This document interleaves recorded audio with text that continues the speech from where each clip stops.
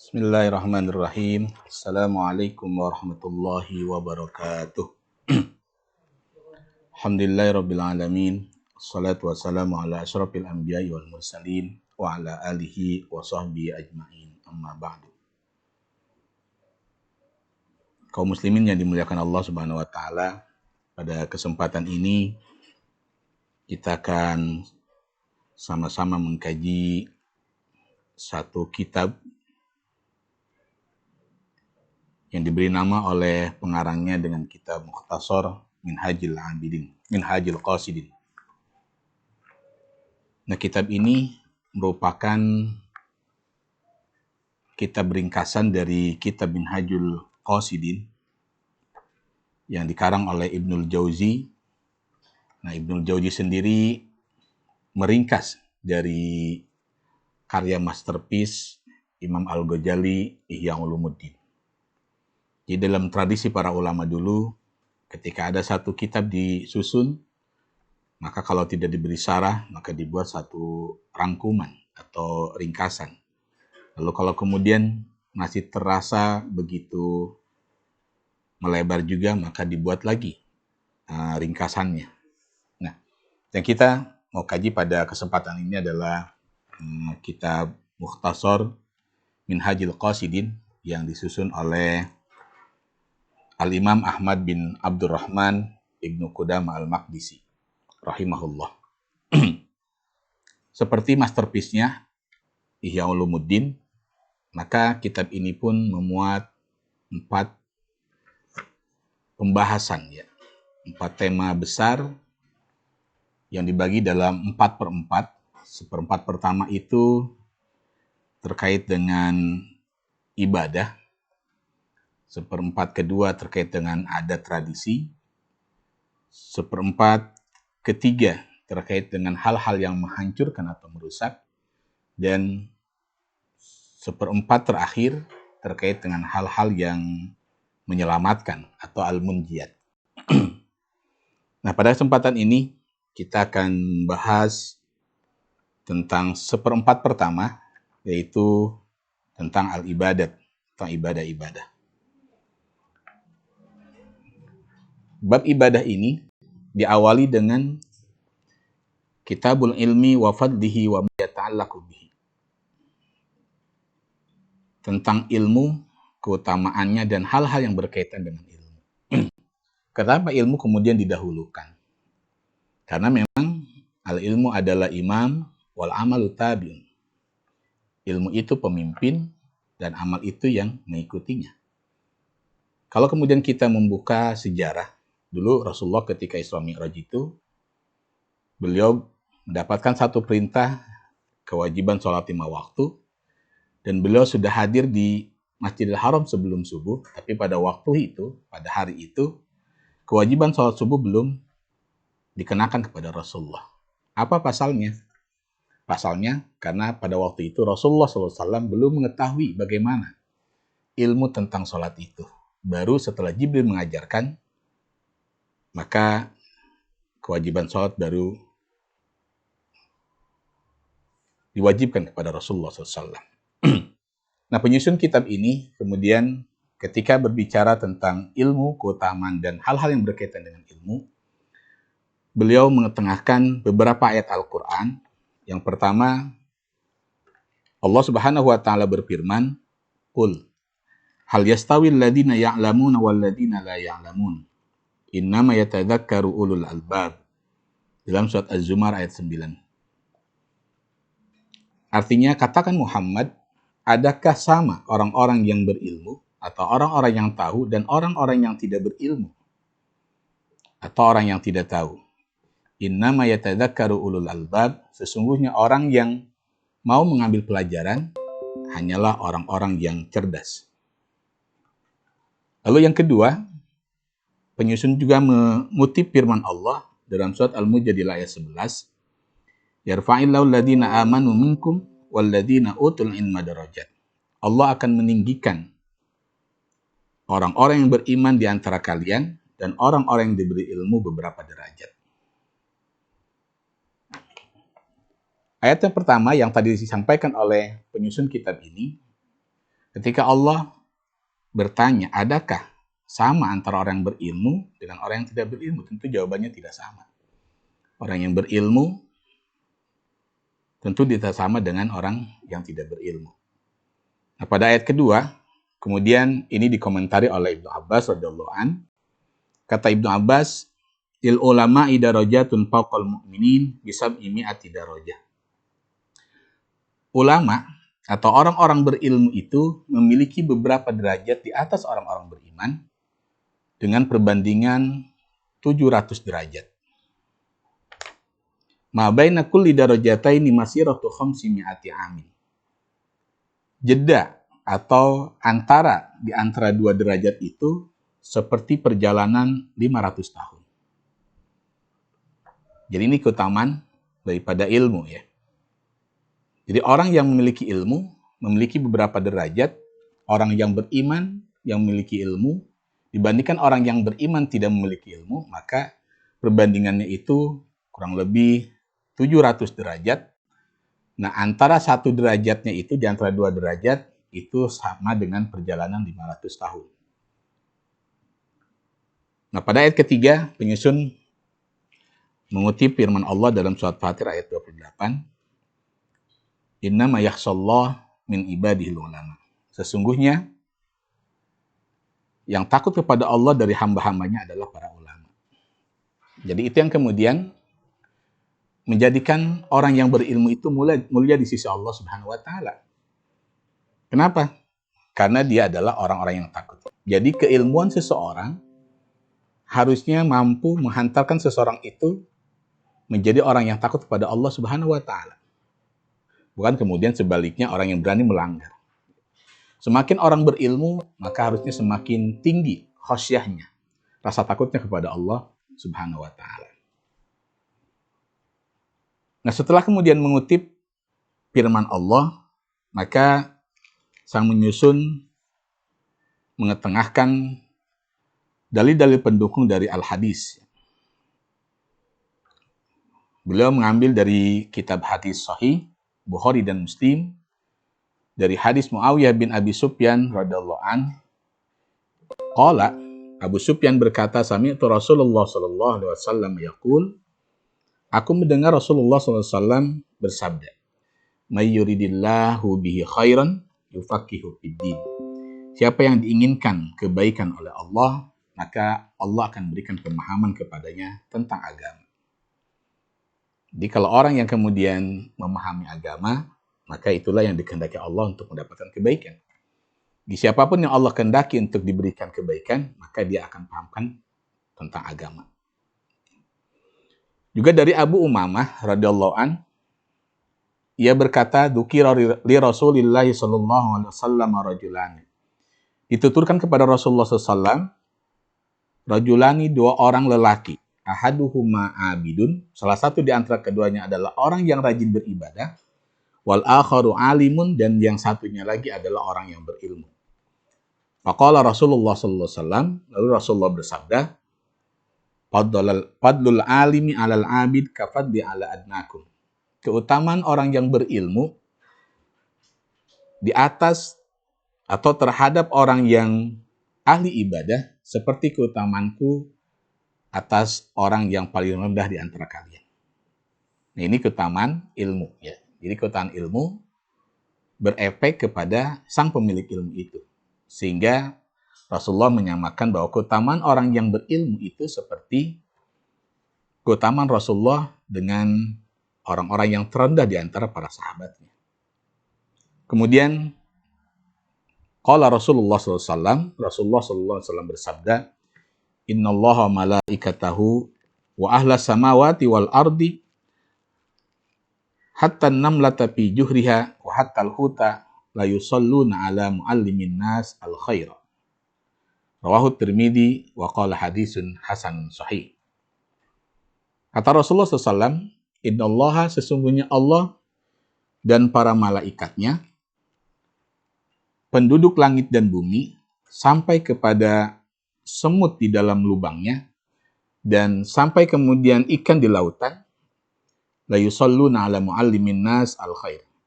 Dia akan bersolawat kepada orang-orang yang mengajarkan manusia tentang kebaikan. Hadis ini diriwayatkan oleh Imam Tirmidzi dan ia mengatakan bahwa hadis ini adalah hadis hasan sahih. Saudara kaum muslimin yang muliakan Allah Subhanahu wa taala. Jadi Allah Subhanahu wa taala dan para malaikat serta seluruh penduduk langit dan bumi sampai kemudian binatang yang di sini dicontohkan oleh Rasulullah dengan semut dan ikan di lautan, mereka bersolawat kepada orang-orang yang mengajarkan manusia tentang kebaikan. Nah, ini tentu motivasi buat mereka yang kemudian memiliki ilmu, lalu dia berusaha untuk mengajarkan ilmu itu kepada orang lain. Dalam hadis yang lain, Rasulullah SAW juga bersabda, Fadlul alimi alal abid, keutamaan orang yang berilmu di atas orang yang rajin beribadah, kafadil qamari lailatal badri, seperti keutamaan bulan pada malam purnama, ala sairil kawakibi, di atas seluruh bintang gemintang. Wa innal ulama warathatul anbiya, dan sesungguhnya para ulama adalah pewaris para nabi. Wa innal anbiya lam yuwarithu dinaran wala dirhaman, dan sesungguhnya para nabi itu tidak pernah mewariskan dinar dan dirham. Wa innama warathul ilma, para nabi itu hanya mewariskan ilmu. Faman akhadha bihi akhadha bihadzin wafir, siapa yang mengambil ilmu berarti dia sudah mengambil bagian yang sangat banyak. Juga hadis ini diriwayatkan oleh Imam Tirmidzi dan Abu Daud dan Ibnu Majah. Jadi ini adalah hadis yang berbicara tentang keutamaan ilmu ya. Di antaranya berarti orang yang berilmu itu adalah pewaris para nabi, karena nabi tidak pernah mewariskan harta, dirham dan dinar ya, sebagai simbol dari sebuah harta. Tapi yang diwariskan oleh para nabi adalah ilmu. Maka orang yang kemudian mengambil ilmu berarti dia mendapatkan warisan dari para anbiya, para nabi.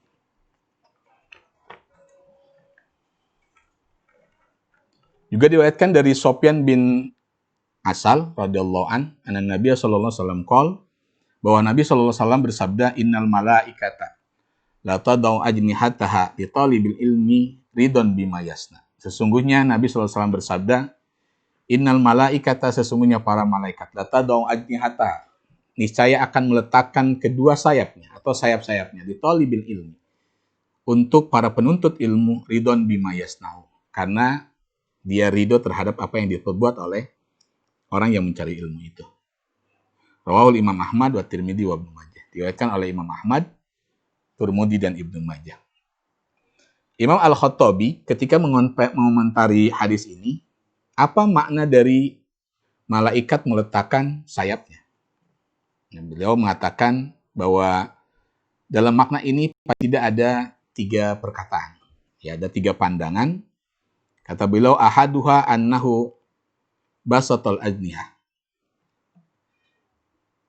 Yang pertama bahwa malaikat itu, atau annahu bastul ajniha, bahwa meletakkan sayap itu maksudnya adalah menghamparkan sayap-sayapnya.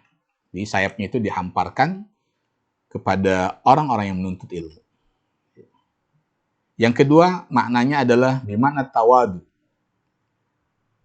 Artinya malaikat itu tawadu kepada orang yang menuntut ilmu, ta'diman li talibil ilmi, karena mengagungkan orang yang menuntut ilmu. Dan yang ketiga adalah an-nuzul inda majalisil ilmi wa tarkit tayran. Para malaikat itu turun di sisi majlis-majlis ilmu dan meninggalkan beterbangan. Artinya ini didukung oleh hadis yang lain bahwa ketika ada orang yang melaksanakan satu perkumpulan di majlis ilmu, jadi Allah itu punya malaikat-malaikat yang selalu berkeliaran. Mereka berkeliaran mencari perkumpulan-perkumpulan majlis ilmu. Maka ketika salah satu di antara mereka menemukan kumpulan orang yang tengah menuntut ilmu, maka malaikat yang menemukan itu akan memanggil teman-temannya. Halumu, kesini, kemarilah. Karena di sini ada perkumpulan ilmu, maka mereka kemudian turun ya, di sisi orang-orang yang menuntut ilmu itu. Ya, ini yang kemudian dimaksud dengan lata da'u ajnihataha. Lalu mereka berkumpul di sekeliling orang-orang yang tengah menuntut ilmu. Juga diriwayatkan dari Abu Hurairah radhiyallahu anhu, qala Rasulullah sallallahu alaihi wasallam, Rasulullah sallallahu alaihi wasallam bersabda, "Man salaka tariqan yaltamisu fi ilman, sahalallahu lahu tariqan ilal jannah." Rawahu Muslim. Rasulullah sallallahu alaihi wasallam bersabda, barang siapa yang menempuh jalan untuk menuntut ilmu, maka Allah akan mudahkan baginya jalan menuju surga. Jadi orang yang datang menghadiri majlis ilmu atau orang yang mencari ilmu, sesungguhnya mereka sedang mencari wasilah-wasilah kemudahan untuk jalan menuju surga. Kenapa begitu?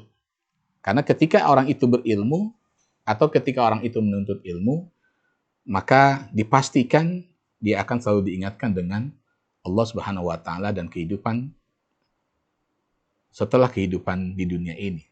Sehingga dari diingatkan itu mungkin dia akan tersadarkan atau Allah kemudian memberikan hidayah.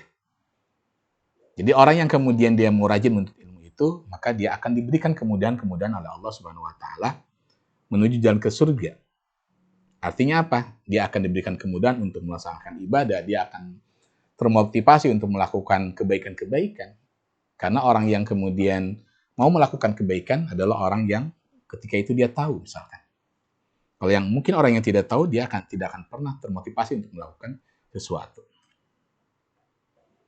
Juga diriwayatkan dari Abu Hurairah juga bahwa Rasulullah SAW bersabda, "Man ja'ahul mautu," barang siapa yang didatangi oleh kematian, wa huwa yatlubul ilma liyuhya bil Islam, dan dia tengah menuntut ilmu dengan tujuan untuk menghidupkan Islam, kana bainahu wa bainal anbiya fil jannati darajatun wahidah. Maka antara dia dan para nabi di surga itu satu tingkatan saja. Jadi kalau Rasulullah misalkan para nabi itu di PIP atau PIIP ya, maka orang yang meninggal dunia ketika dia menuntut ilmu, maka nanti di surga dia akan berada satu tingkat di bawah para nabi. Nah, ini lagi-lagi motivasi ya buat kita tentang keutamaan dari berilmu. Kaum muslimin yang dimuliakan Allah Subhanahu wa taala. Nah, di antara keutamaan-keutamaan taklim, maka tadi dari awal sudah disampaikan bahwa Allah dan para malaikat, penduduk langit dan bumi, sampai kemudian semut dan ikan di lautan, mereka bersolat kepada orang-orang yang menuntut ilmu. Maka apa kemudian keutamaan-keutamaan dari taklim itu? Dalam kitab Sahihain, itu Sahih Imam Bukhari dan Muslim, dari Sa'ad bin Sa'id radhiyallahu an, anna Rasulullah sallallahu alaihi wasallam qala li Ali. Rasulullah SAW berkata kepada Ali radhiyallahu anhu. Apa kata Rasulullah? Li ayyahdiyallahu bika rajulan wahidan khairul laka min ayyakuna laka humrun ni'am. Humrun na'am. Li ayyahdiyallahu bika rajulan wahidan. Allah memberi petunjuk dengan sebab engkau wahai Ali kepada salah satu atau kepada seseorang satu saja, khairun laka itu lebih baik bagimu min ayyakuna laka humrunnya, tinimbang kamu memiliki onta merah. Jadi orang yang mampu, di mana Allah Subhanahu wa taala memberikan hidayah dengan sebab kita, dengan wasilah kita, maka satu orang saja itu bisa mengalahkan onta merah. Ya, ulama selalu mengatakan bahwa onta merah itu adalah onta yang jarang. Biasanya kalau sesuatu yang unik, yang langka itu pasti mahal, kira-kira begitu ya. Artinya kalau kemudian orang yang berilmu itu pasti dia akan selalu berusaha untuk mencerahkan orang. Gitu ya. Karena nanti dengan ilmu itu orang tercerahi, akan terhidayahi. Gitu ya. Kalau kemudian kita termotivasi untuk selalu menebarkan ilmu, biar orang-orang kemudian semakin banyak mendapatkan hidayah, bisa kita bayangkan gitu ya. Kalau kemudian seandainya ada seorang guru, lalu dia mampu merubah dengan sebab dia ada banyak murid yang kemudian menjadi orang-orang yang baik. Belum lagi kalau kemudian murid itu menjadi orang-orang yang baik dan membaikkan orang-orang juga. Dengan sebab dia juga ada orang-orang yang kemudian baik juga. Terhidayahi dan lain sebagainya. Maka berapa kemudian yang bisa diraih oleh seorang yang mengajarkan ilmu itu, karena dengan sebab dia Allah Subhanahu wa taala memberikan derajat atau hidayah kepada seseorang itu.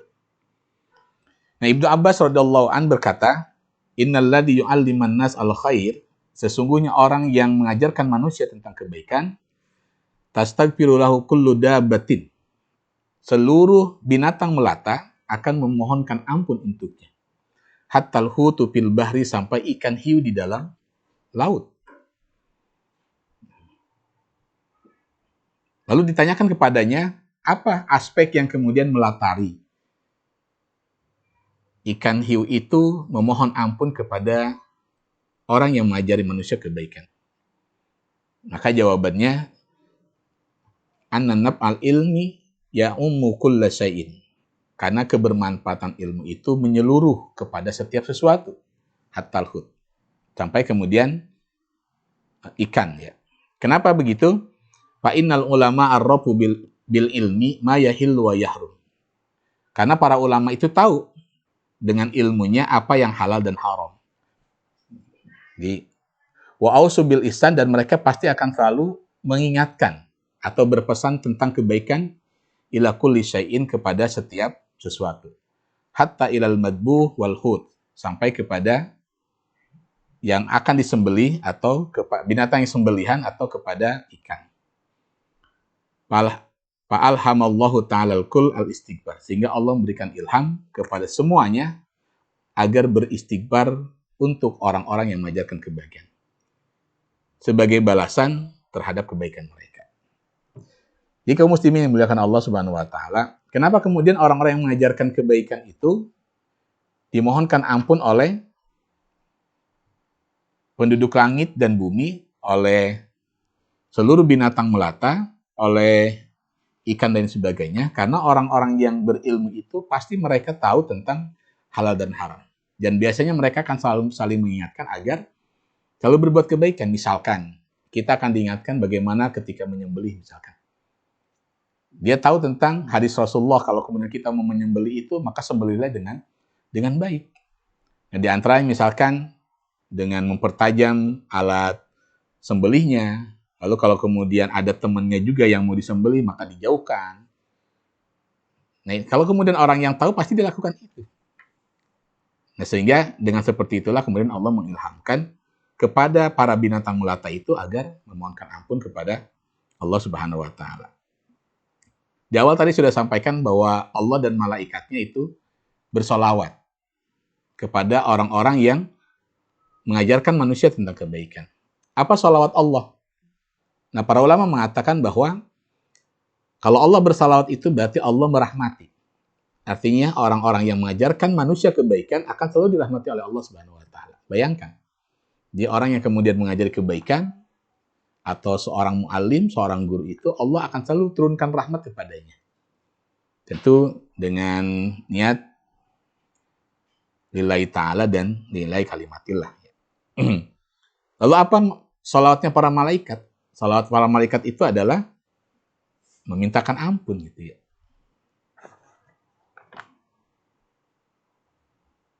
Dan juga para penduduk langit dan bumi juga mereka berdoa untuk orang-orang yang mengajarkan kebaikan. Masyaallah muslimin yang dimuliakan Allah Subhanahu wa taala. Penulis juga kemudian mengetengahkan hadis Rasulullah SAW yang diriwayatkan oleh Abu Musa radhiyallahu an. Ia berkata, qala Rasulullah SAW, Rasulullah SAW bersabda, inna mathala ma ba'athani Allahu bihi minal huda wal ilmi, sesungguhnya perumpamaan sesuatu yang aku diutus dengannya berupa hidayah dan ilmu, petunjuk dan ilmu, kama thali ghaitin asaba ardon, seperti curahan hujan yang menimpa bumi, fakanat min hataifatun thayyibatun qabilatil. Maka di antara tanah itu ada tanah yang subur, yang menerima air, fa'anbatatil kala'a wal usbal katsir. Lalu tanah yang subur itu menumbuhkan ilalang-ilalang dan rerumputan-rerumputan yang banyak. Wa kanat minha ajadibu amsakatil ma. Di antara tanah itu juga ada yang tandus, yang hanya mampu menahan air. Fanafa'allahu bihan nas, lalu Allah Subhanahu wa taala memberikan manfaat dengan air yang tersimpan itu kepada manusia. Fasaribu wasaku wazara'u. Lalu mereka meminum dan mengairi sawah-sawah mereka dan menanam di sawah-sawah mereka atau di ladang-ladang mereka. Wa asaba min hata'ifatan ukhra. Lalu curahan air hujan itu juga mengenai sekelompok tanah yang lainnya.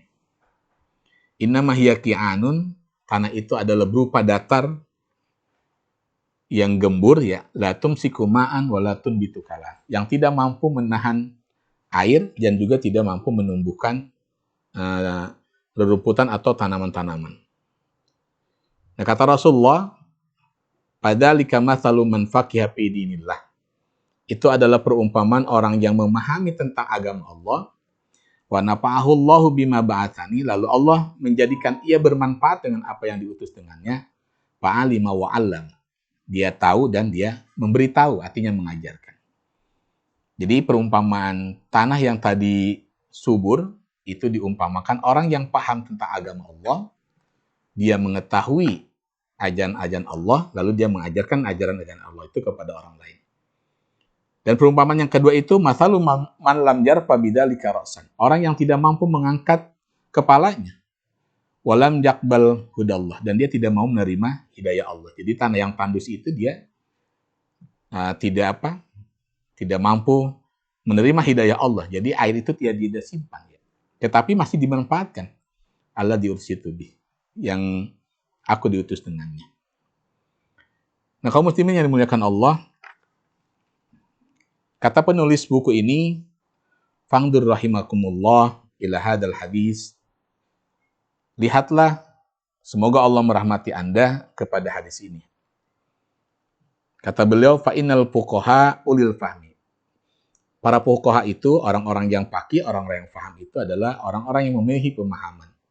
Kama salil biko, seperti tanah, allati qabilatil ma'af ambatal kala, yang menerima air, lalu dia menumbuhkan tanaman-tanaman atau rerumputan. Li'annahum alimu wa fahimu. Alasannya karena memang mereka tahu dan paham. Mereka memahami. Wa farra'u wa 'allamu. Lalu mereka membagi dan mengajarkan. Jadi tanah yang gembur tadi, yang dicontohkan tanah yang subur, itu seperti para fuqaha yang kemudian mereka memiliki pemahaman, mereka menerima ajaran itu, lalu ajaran itu menumbuhkan tanaman-tanaman. Kenapa? Karena mereka tahu dan paham, lalu mereka membagi pemahaman mereka dan mengajarkan kepada orang lain. Tidak menyimpan untuk diri sendiri. Terus yang kedua adalah orang-orang yang kemudian menguasai berbagai macam ilmu, minal muhaddisin, alladzina lam yurjakul fiqh wal fahm, tetapi tidak diberikan pemahaman dan kefakihan. Nah, annahum kamatsalil ajadib, mereka itu seperti tanah tandus, tanah datar yang tadi tandus, allati hafidatil ma, yang mampu menjaga air, menampung air, fantapa bima indahum, lalu air itu bisa dimanfaatkan oleh orang. Jadi dia berilmu, tetapi dia ilmunya tidak berguna buat dia, artinya dia hanya menguasai secara teori, tetapi ilmunya itu tidak pernah dipraktekkan misalkan.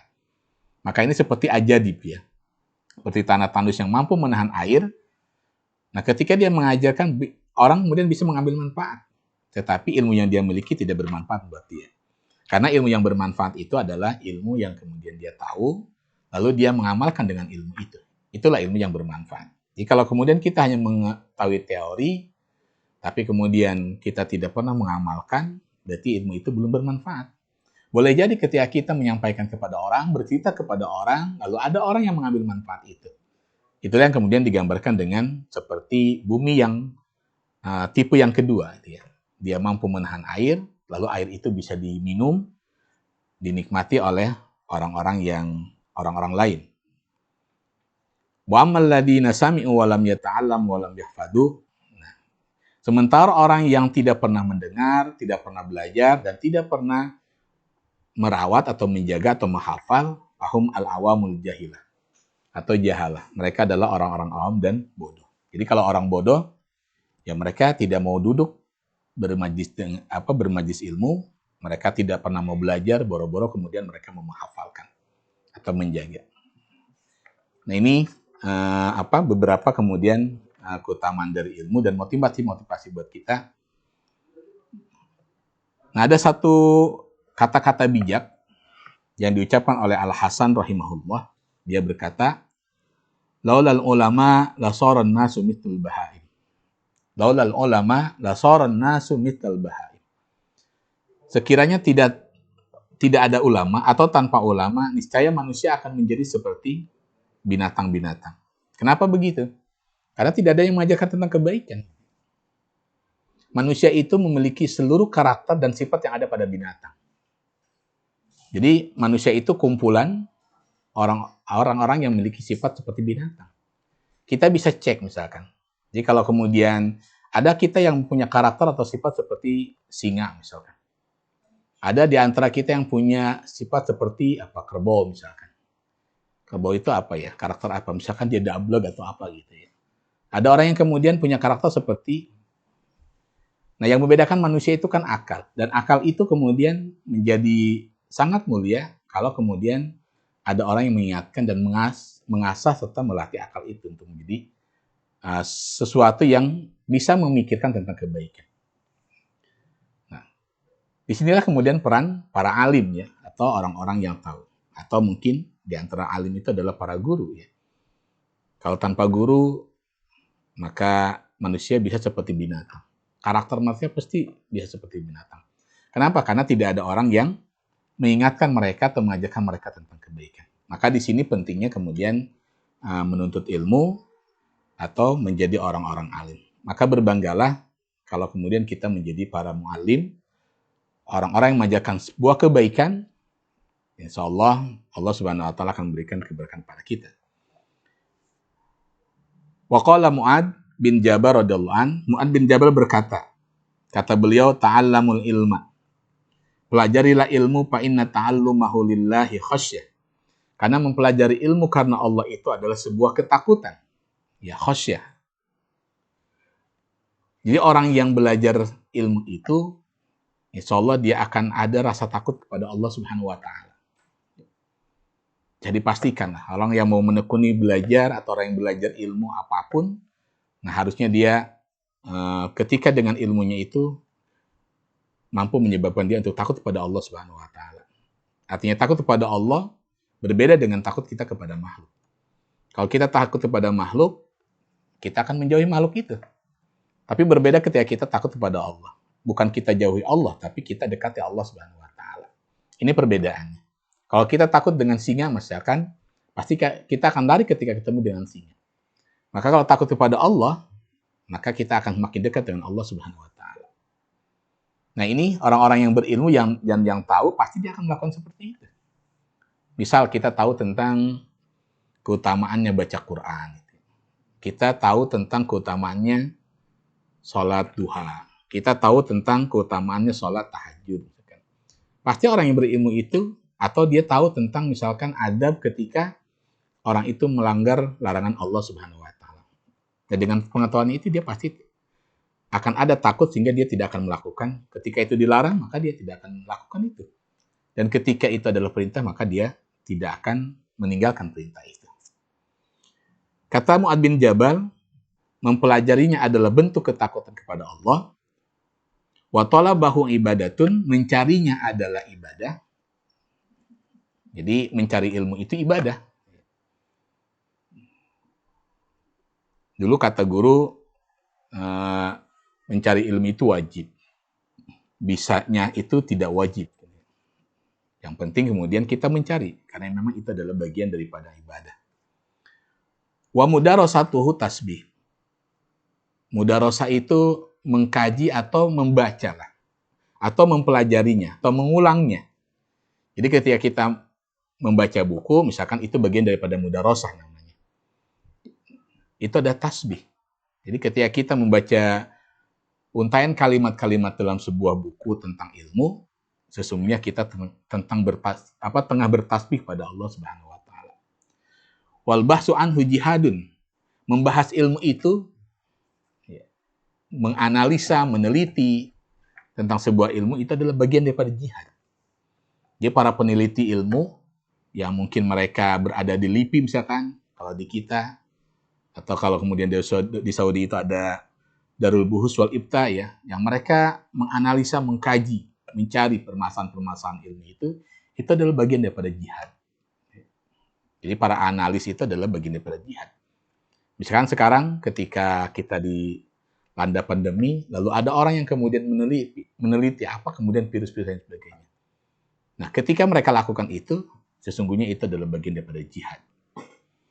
Wa ta'limahu liman la ya'lamuhu shadaqah. Mengajarkan ilmu kepada orang yang tidak tahu adalah sedekah. Jadi dulu saya pernah ditanya, ya, Ustaz katanya kalau Ustaz itu suka ngomong sedekah tapi jarang sedekah gitu ya.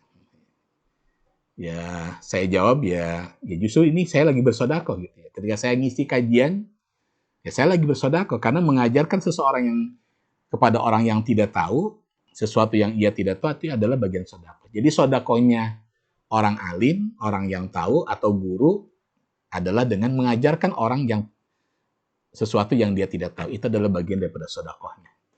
Ya kan seperti itu ya.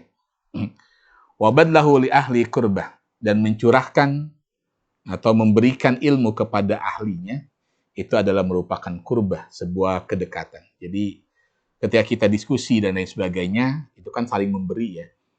Berarti itu adalah bentuk kedekatan kita. Wahwal anisu fil wahdah, dan ilmu itu adalah teman setia dalam kesendirian. Maka ada satu pepatah mengatakan, khairu jalisin fi zamani kitabun. Sebaik-baik teman setia dalam setiap waktu itu adalah kitab. Kitab berarti sumber ilmu. Jadi ilmu itu adalah teman setia kita dalam kesendirian. Maka orang yang berilmu itu dia tidak akan pernah merasa sepi. Makanya ini juga anjuran buat kita agar kemana-mana kita bisa bawa buku tuh ya. Wasahibu fil khalwah, dan juga teman dalam kesepian. Ya. Jadi teman setia dalam kesendirian dan teman dalam kesepian. Itulah ilmu. Maka orang yang berilmu tidak akan pernah merasa kesepian. Ya kan seperti itu. Terakhir dari kajian kita pada kesempatan ini, penyusun kitab ini yaitu Ibnu Qudamah mengutarakan perkataan Ka'ab rahimahullah. Wa qala Ka'bun rahimahullah, Ka'ab rahimahullah, semoga Allah merahmati beliau, berkata, Auhallahu ta'ala ila Musa alaihissalam. Allah mewahyukan kepada Musa alaihissalam, Anta'allam ya Musa al-khair. Hendaklah kamu pelajari tentang kebaikan. Wa'allimhu linnas, dan ajarkan kebaikan itu kepada manusia. Fa inni munawwirun li mu'allimil khair wa muta'allimihi kuburahum hatta la yastauhasu bimakanihim.